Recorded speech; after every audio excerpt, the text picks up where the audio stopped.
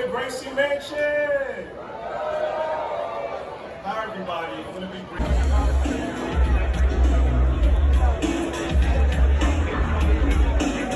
We're celebrating history and we have a duty to open doors wider than they were open for us, to mentor the next generation, and to ensure that the history we inherit is the history that we do give to all those who come behind us. So tonight, as we celebrate, I hope we also commit to work, commit to one another, and commit to the promise that the best chapters of our story are still ahead. I look forward to seeing you all here next year, and together we can ensure that our legacy and history is preserved and protected.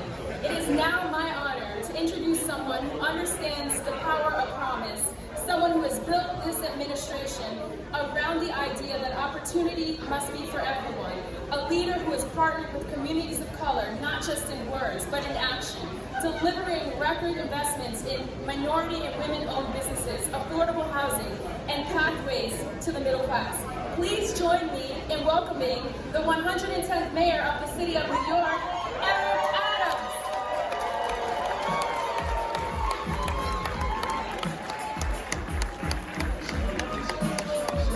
One, two, 1, 2. I wanted to come down and to be with you. I wanted to just really come down and just have a real conversation. Think about what stress. She couldn't go in the classroom and wear it. She did what black women do all the time. They say, I have to forge ahead.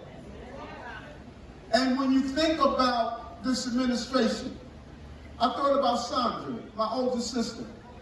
Sandra worked for us. So today we just had a wonderful event, Africans here in African diaspora. We're a part of this general, broader African network here, but also here today for the professional networking event at Gracie Mansion with Mayor Eric Adams.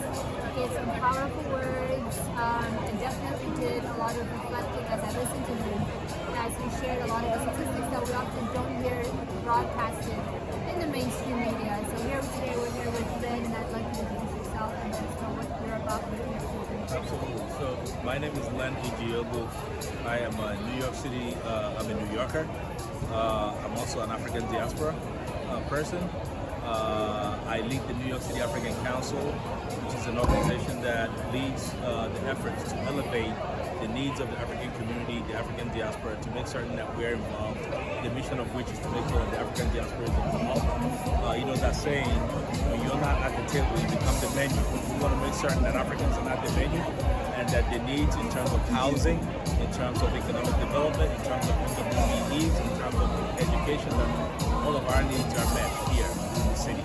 And also extending to the continent, on the mainland, making certain that keeping an eye on what's going on and working with those that are on the mainland to see that we collaborate and to make sure to move the continent forward. This is 2025.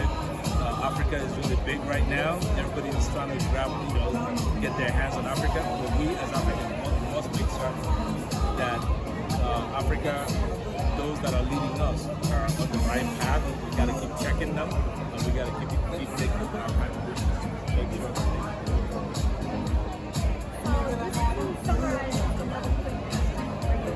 What is your role within your campaign? What you're with the campaign? How do you feel about it? I feel good about the campaign. This mayor has done incredible work for New Yorkers, from crime control, public safety, housing, MWBE, as you've heard him talk about. I've actually helped bring the commissioners and the mayor to the African communities to help our people, so that our businesses are certified as MWBE, so they can apply to do business with the city. I've done as a lead for the African community. We brought the commissioners of housing and different departments to address the African needs. With that said, This mayor, the polls are saying what they're saying. I truly believe that this mayor is going to be re-elected because he is doing the work. He has done the work. We need him for 4 more years to complete the work, the path that he's done, the work that he's done. So my role is to, at this point, is to make certain that the African diaspora in New York City is galvanized as a unit, as a family, as a community, to stand behind the man that has stood behind them. We've gotten Africans to be selected for some high-level roles.